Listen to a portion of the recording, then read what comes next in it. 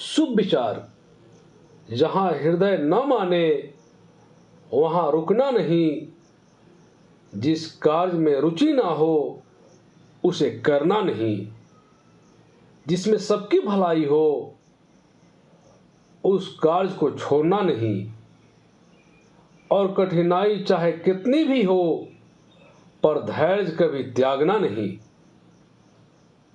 मेरे प्यारे विद्यार्थियों, नमस्कार। मैं हूं doctor Chhotelal Gupta, assistant professor, Bhimrao Ambedkar Bihar विश्वविद्यालय मुजफ्फरपुर। आज के हिंदी क्लास में काव्य क्या है, विभिन्न आचार्यों ने काव्य की क्या परिभाषाएं दी है, काव्य के प्रमुख तत्व क्या हैं, काव्य के प्रकार क्या हैं, इन सब प्रश्नों पर बारी बारी से चर्चा करूंगा। अब आप ध्यान से सुने। काव्य क्या है? काव्य एक ऐसा साहित्यिक रूप है जिसमें भावों, विचारों, कल्पनाओं और अनुभूतियों को सुंदर, लयबद्ध, कलात्मक तथा प्रभावपूर्ण भाषा में प्रस्तुत किया जाता है।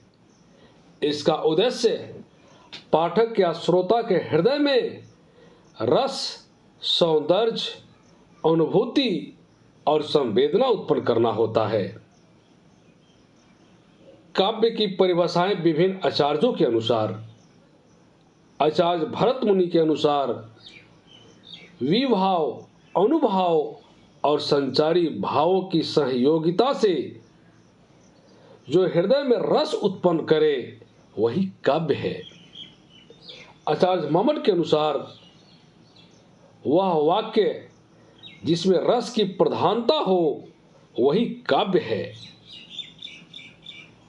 आचार्य विश्वनाथ के अनुसार काव्य का उद्देश्य यश, अर्थ, व्यवहारिक ज्ञान, अशुभ से रक्षा, तत्काल आनंद और प्रेमिका को प्रसन्न करना है।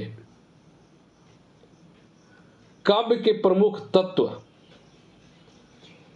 काव्य के प्रमुख तत्व निम्नलिखित हैं।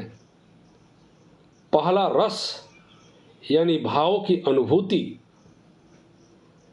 काव्य का मूल उद्देश्य पाठक के मन में रस की उत्पत्ति करना होता है, जैसे श्रृंगार रस, वीर रस, करुण रस आदि।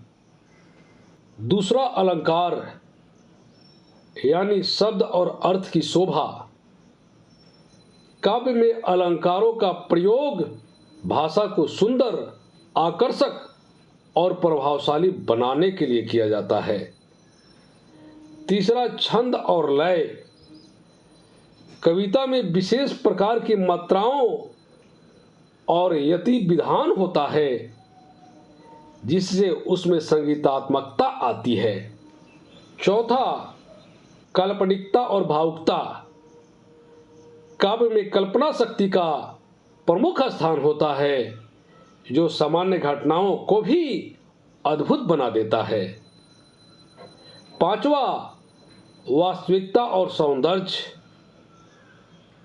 काव्य यथार्थ को सौंदर्य बोध के साथ प्रस्तुत करता है जिससे वह मन को भाता है। काव्य के प्रकार। वस्तु के आधार पर काव्य के दो भेद होते हैं। पहला, श्रव्य काव्य और दूसरा, दृश्य काव्य। श्रव्य काव्य क्या है? जिससे काव्य का आनंद सुनकर या पढ़कर लिया जाए वह श्रव्य काव्य कहलाता है। इसका आनंद रंगमंच पर देखकर नहीं लिया जा सकता, इसलिए इसे श्रव्य या सुनने योग्य कहते हैं। श्रव्य काव्य को शैली के आधार पर तीन भेद किए गए हैं: गद्य, पद्य और चंपू काव्य। जिस रचना में गद्य और पद दोनों का मिश्रित रूप रहता है उसे चंपू काव्य कहते हैं। इसे मिश्र काव्य भी कहा जाता है। जैसे कथा, कहानी, नाटक, उपन्यास आदि। दृश्य काव्य क्या है? जिस काव्य का आनंद रंगमंच पर देख कर लिया जाए वह दृश्य काव्य कहलाता है। दृश्य का अर्थ है देखने के योग्य, जिसका वर्ण विषय मंच पर देखने योग्य होता है। इस तरह के काव्य के कथानक को अपने हृदय मंच पर प्रस्तुत किया जाता है और मनुष्य इसे देखकर आनंदित होता है। इसी आधार पर इसे दृश्य काव्य कहते हैं, जैसे नाटक आदि। अब रचना शैली के आधार पर काव्य के कितने भेद होते हैं इस पर चर्चा करेंगे। रचना शैली के आधार पर काव्य के 3 भेद होते हैं। पहला, पद्य काव्य, जिसे छंद में लिखा गया हो वह पद्य काव्य है, जैसे महाकाव्य, खंड काव्य, गीत आदि। दूसरा, गद्य काव्य, जिसे गद्य शैली में लिखा गया हो किंतु काव्यात्मक हो वह गद्य काव्य कहलाता है, जैसे चंद्रकांता आदि। मुक्तक काव्य, जो स्वतंत्र रचनाएं हो, जैसे दोहे, चौपाई आदि।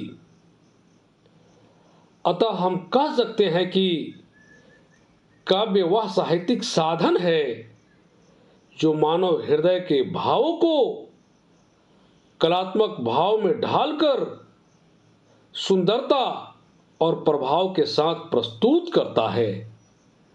यह केवल मनोरंजन नहीं बल्कि संवेदना, संस्कृति और विचारों की अभिव्यक्ति का एक सशक्त माध्यम है।